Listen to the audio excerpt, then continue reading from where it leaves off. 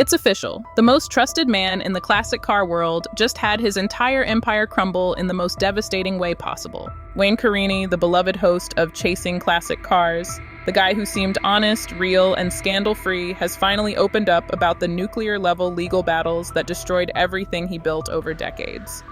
For years, this man was untouchable. He was the calm, passionate expert who could find a rusted treasure in a barn and make it shine again. Fans trusted him with their most prized possessions. Celebrities like David Letterman handed him million-dollar Ferraris. The DuPont family let him into their private collections. But behind that polished smile and those perfectly restored cars, a completely different story was unfolding. We're talking about shocking lawsuits that dragged on for years, broken friendships that ended in the most heartbreaking betrayal, and business practices so questionable they left clients feeling completely defrauded. This isn't just another celebrity scandal. This is the fall of a man who built a $25 million empire on trust, only to watch it all burn down because of decisions that nobody saw coming. Let's rewind a bit, because to understand how spectacularly this all went wrong, you first have to understand the legend Wayne Carini built for himself. His story was the perfect American dream, forged in oil and steel in a small Connecticut town.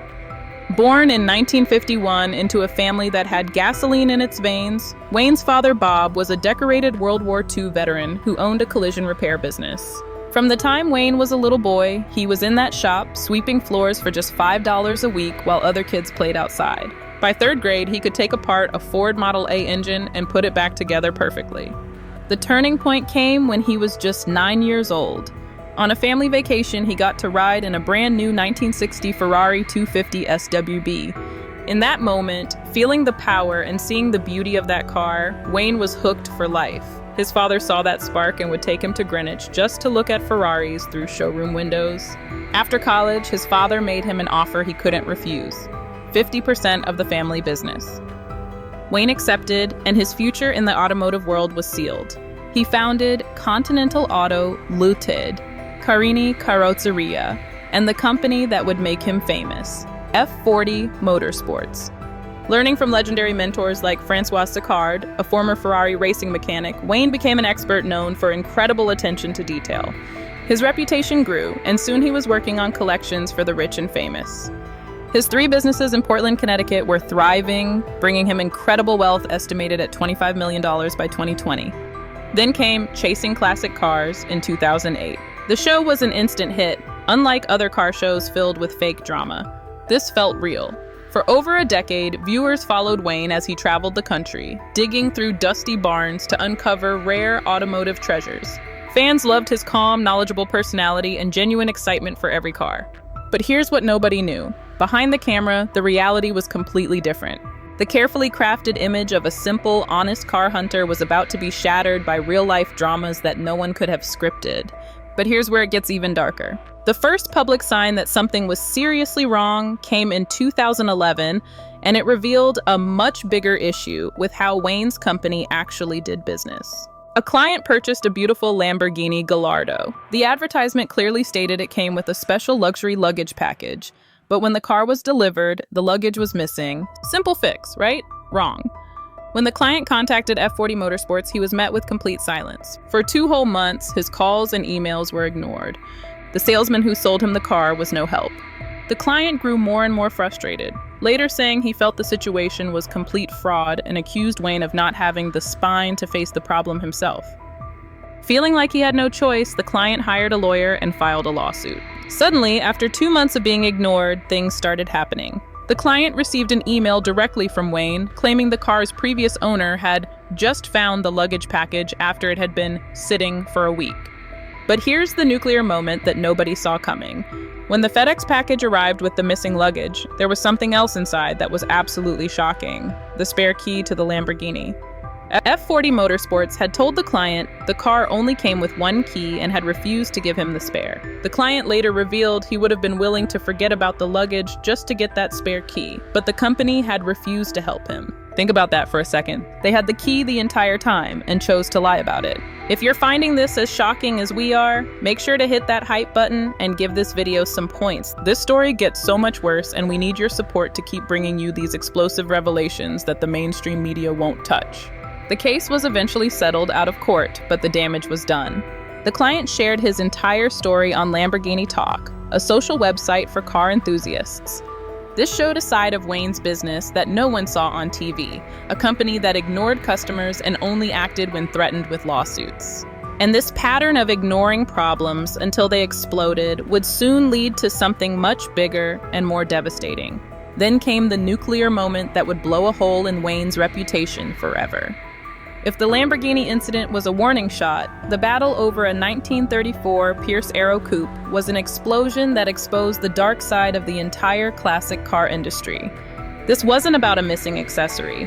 This was a decade-long legal war over fraud and disputed ownership that dragged Wayne's name through the mud. The case, known as Richmond vs. F40 Restoration LLC, revealed just how murky this world really gets. Here's what went down. William Robert Richmond owned a rare Pierce Arrow and entrusted it to a restorer named Joseph Dixo for work and storage. But Dixo did something unthinkable. Without Richmond's permission, he sold the car. The vehicle eventually ended up in Wayne's hands at F40 Motorsports. When Richmond discovered his car was gone, he started a legal battle to get it back. The lawsuit named everyone who had touched the car, including Wayne's company. This put Wayne in a terrible position. His company now possessed a car at the center of a huge ownership dispute. In the classic car world, trust and integrity are everything. The honorable thing would have been to work with Richmond to return his property immediately. But that's not what happened. Instead of helping the rightful owner, Wayne's company fought back in court. They argued that because Richmond had entrusted his car to Dixo, Richmond was the one who bore the risk that the car might be sold. It was a legal argument designed to let them keep the car, but it came at a huge cost to Wayne's reputation. Sources close to the case say Wayne's legal team was ruthless, using every technicality possible to avoid returning the stolen vehicle. To the public, it looked like the friendly car hunter from TV was fighting to keep a vehicle that belonged to someone else.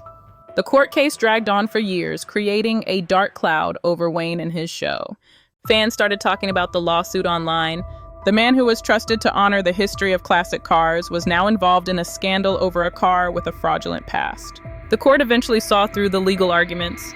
On June 18, 2020, a judge ruled in favor of Richmond, ordering the car to be returned. But the damage to Wayne's reputation was permanent and devastating. This isn't just about Wayne Carini anymore. This is about how the entire classic car industry operates behind closed doors, and what we're seeing is absolutely unprecedented. The Pierce Arrow lawsuit shattered the image of the simple, honest car lover, and replaced it with that of a shrewd dealer willing to operate in gray areas. By choosing to fight in court instead of doing the right thing from the start, Wayne allowed his name to be connected to a stolen car scandal forever. But the most devastating blow was yet to come, and it was deeply personal. For 13 years, the heart and soul of chasing classic cars was the chemistry between Wayne and his master mechanic, Roger Barr. Wayne was the finder, Roger was the magician who could bring any engine back to life. Their partnership seemed genuine, built on shared love for automobiles. Then, without warning, Roger vanished from the show. One episode he was there, the next he was gone. No announcement, no farewell. Fans were shocked and confused. Rumors flew. Had Roger retired? Was he sick?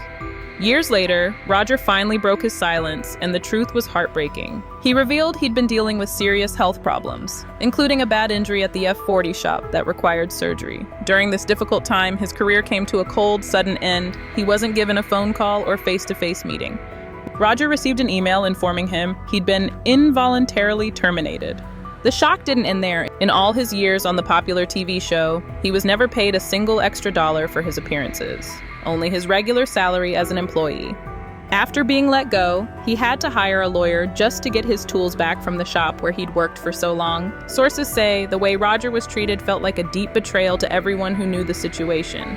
But then came the ultimate betrayal. In a moment of raw emotion, Wayne broke down and made a shocking claim that reframed the entire conflict. Through tears, he said Roger had treated his disabled daughter, Kimberly, who lives with autism, like she didn't even exist. This accusation hangs in the air unanswered, adding a final devastating blow to what was once television's most beloved automotive partnership. At 73, Wayne Carini's legacy is now written in two completely different inks. What was once a story of passion and discovery has become a cautionary tale about how quickly a reputation built over a lifetime can be shattered. The lawsuits and the painful split with Roger left permanent marks. transforming him from a beloved icon into a complicated and controversial figure. He was never found guilty of a crime, but in the classic car world where trust is everything, the appearance of wrongdoing can be just as damaging. Sources close to Wayne say he's not trying to rewrite the past, he's simply trying to move forward, focusing on his work and letting his actions speak louder than words. But insiders wonder if the damage is too deep to repair. The question that remains is whether a reputation, once so completely broken, can ever be truly restored. Behind the scenes, people are watching to see if Wayne can rebuild the trust he spent decades earning and minutes destroying. And with more stories potentially waiting to surface, this might not be the end of Wayne Carini's fall from grace. It might just be the beginning.